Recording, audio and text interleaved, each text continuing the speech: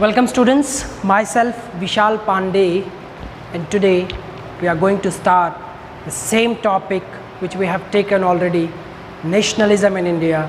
But in that nationalism we are taking how participants saw the movement. Which movement we are talking about? Civil disobedience movement we are talking about. We have already discussed non-cooperation, Rowlatt Act and many things more, Swaraj Party, Simon Commission, Gandhi-Irwin Pact and many things more we had already discussed. But if you see that how the participants saw the movement of civil disobedience, basically participants means what? The people, the revolutionaries, the local people, those who are working for the free of cost for the sake of the nation. They wanted to liberate the country, they wanted to make the country free. Those people we are talking about. Other than these people, some more peoples are there, like if you see the male society, female society, everybody we are going to discuss everyone. Some classical royal families were there at that time, some kings were there, Rajwade we used to say, princely states we used to call them. They were also there. Let us see what they were doing and how they were associated with this civil disobedience movement. If you see, Swaraj mean to different social group who joined the civil disobedience movement. Swaraj हर एक group के लिए उसका अर्थ, उसकी जो meaning थी वो अलग अलग थी. कोई स्वराज को इंडिपेंडेंस समझ रहा था, कोई स्वराज को बदलाव, रिफॉर्मेशन समझ रहा था, कोई स्वराज को ये मानता था कि गरीबी चली जाएगी, अमीरी आने वाली है, कोई स्वराज को ये मानता था कि गांधी राज आने वाला है.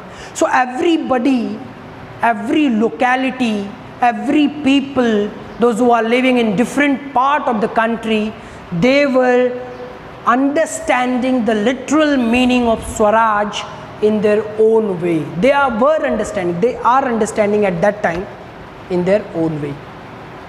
तो ये जो मूवमेंट है बेसिकली अलग अलग तरह के लोग अलग अलग तरीके से उसको मानते थे. For example, if you see Swaraj in plantation, the workers who were living in Assam, they were farming in tea, they were using farmers, they were taken from UP and Bihar by Britishers.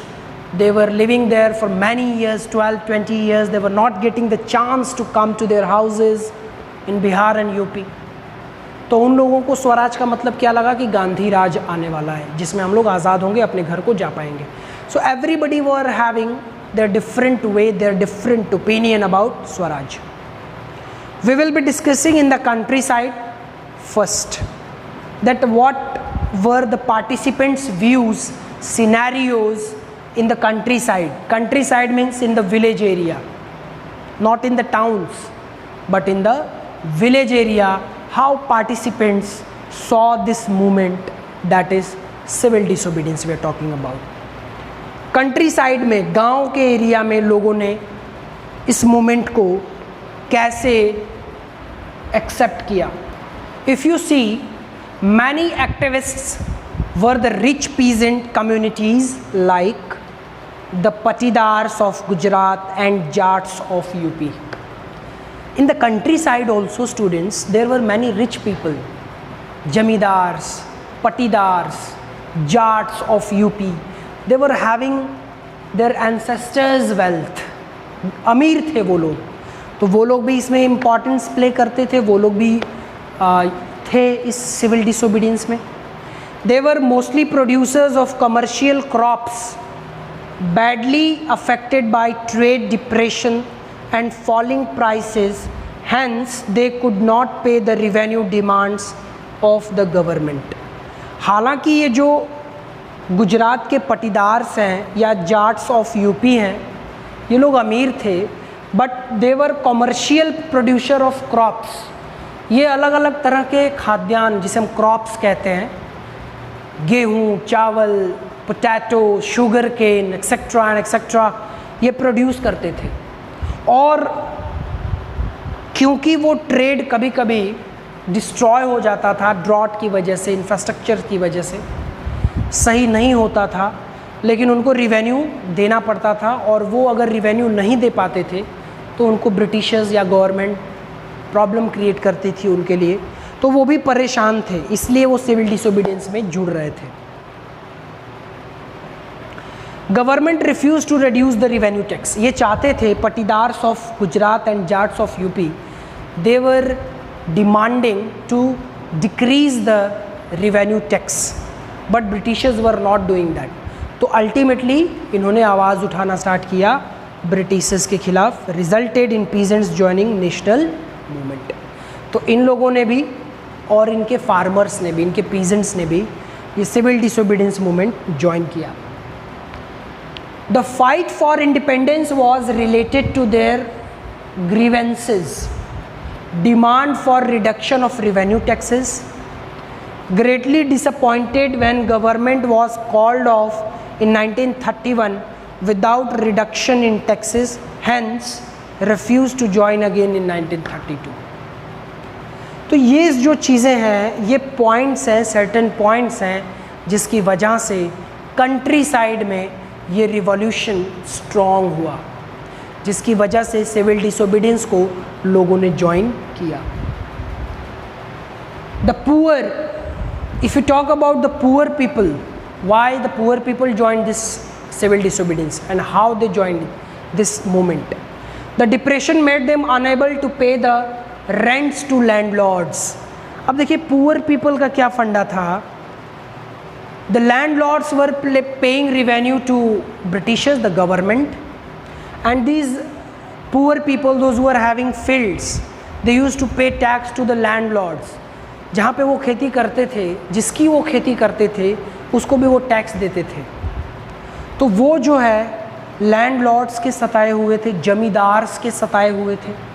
Their own income dwindle swiftly, जो उनकी own income थी उससे उनका घर भी नहीं चलता था, तो वो टैक्स कैसे देते लैंडलॉर्ड्स को। They wanted Congress to help them in getting the unpaid rent remitted. उनका ये डिमांड था कि कांग्रेस, जो एक बहुत बड़ी पार्टी थी उस समय, वो हेल्प करे इन पुअर पीपल को और इनकी प्रॉब्लम को सॉल्व कर सके, इसलिए इन लोगों ने रिवॉल्यूशन को ज्वाइन किया। बिजनेस क्लास की अगर बात करें, why the business class join this group, this movement. Indian industrialist and merchants had made huge profits during the First World War। जो इंडियन इंडस्ट्रियलिस्ट थे, इनकी अभी बात होगी आगे, I will show you who were the industrialists in the next slides, but before that, if you see in the First World War, during the First World War, before First World War, Britishers के Manchester से सारे product आ जाते थे India के अंदर, और industrialisation जो कि अगला चैप्टर आपका है अभी, जो कि रिड्यूस कर दिया गया बोर्ड की तरफ से, बट क्लास के एक्टिविटी के लिए आपको पढ़ना है उसे। If you read it you will find that the industrialist of Europe, basically England, उनके जो प्रोडक्ट इंडिया आते थे वो फर्स्ट वर्ल्ड वॉर के पहले बहुत ही अच्छे थे, इनकम उनकी अच्छी थी। फर्स्ट वर्ल्ड वॉर के बाद धीरे धीरे इंग्लैंड कोलैप्स्ड करने लगा, चाइना ने मार्केट को टेक ओवर किया, अमेरिका ने मार्केट को टेक ओवर किया, इंडिया ने अपने खुद की मार्केट को टेक ओवर किया, और आज के डेट में आप देख लें इंग्लैंड का मार्केट लगभग इंडिया में कुछ भी नहीं है। आज इंडिया में सबसे बड़ा मार्केट चाइना का है। So in that sense if you understand this, before first world war the market of India was dominated by Britishers. After first world war the market of India is dominated by China and America as well. So you have to keep this in your mind that the industrialist of that time, the First World War, the Indian industrialist I am talking about, they were leading from the front. But because China came in India in terms of marketing, America came in India in terms of marketing, so Indians were having a huge rivalries among each other. So they now reacted against colonial policies that restricted the trade. और आपको मैं ये भी बता दूं कि बहुत सारे रेस्ट्रिक्शंस भी थे ब्रिटिशर्स ने जो लगा रखे थे इंडियंस इंडस्ट्रियलिस्ट के ऊपर कि आपको ये प्रोडक्ट नहीं सेल करना है, अगर करना भी है तो लिमिटेड मात्रा में करना है, लिमिटेड क्वांटिटी में करना है, एवरीथिंग वाज देयर। तो ये सारे लिमिटेशंस के खिलाफ ये सिविल डिसोबीडियंस को सपोर्ट किया। In short you can understand, हर वर्ग ने, हर क्लास ने, हर ग्रुप ने अपने अपने डिज़ायर्स को फुलफिल करने के लिए सिविल डिसोबीडियंस मूवमेंट को सपोर्ट किया। Got it? किसी के अंदर वो पैट्रियोटिज़म, अगर कहें कि सिर्फ पैट्रियोटिज़म था तो ये कहना गलत होगा चिल्ड्रन। सब लोगों ने अपने अपने प्रॉफिट के लिए ही सही, लेकिन देश के साथ खड़े हुए, और एक लालच थी कि हमारा डिपार्टमेंट सही हो जाएगा। बिजनेसमैन को लगता था हमारा बिज़नेस सही हो जाएगा जब ये ब्रिटिशर्स यहाँ से चले जाएंगे। जमींदार्स को लगता था कि हम अच्छे से क्रॉप प्रोडक्शन करवा पाएंगे। अलग अलग लोगों को लगता था कि हम चेंज कर पाएंगे, रिफॉर्म कर पाएंगे अपने कल्चर, अपने सोसाइटी को। So let us see in the next slide what happens.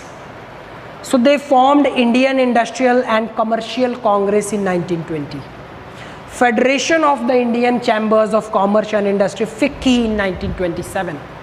ये फिक्की आज भी वर्क करता है इंडिया के अंदर। FICCI FICCI, what is the full form? Federation of the Indian Chambers of Commerce and Industry, which was organized, which was started in the year 1927. Keep this in your mind. It can come straight away. The full form can be asked in your examination. So keep this in your mind. Now these are the industrialists. G.D. Birla and Purushottam Das, Thakur Das attacked colonial economic policies and supported the movement. इन लोगों ने क्या किया?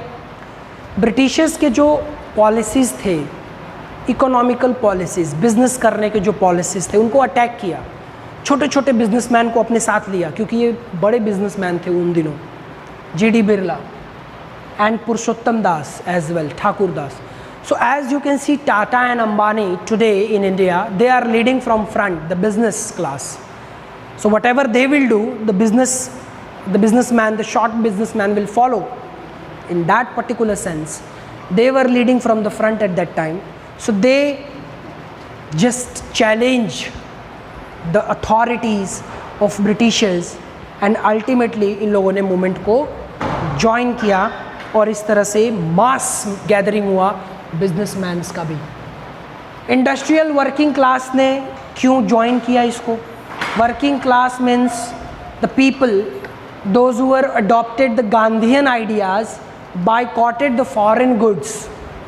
Foreign goods को boycott करने लगे लोग, होली जलाने लगे लोग उन चीज़ों की। मैनचेस्टर से जो ड्रेस आते थे उनकी होली जलाने लगे लोग। सो देयर वर स्ट्राइक्स भी किया लोगों ने।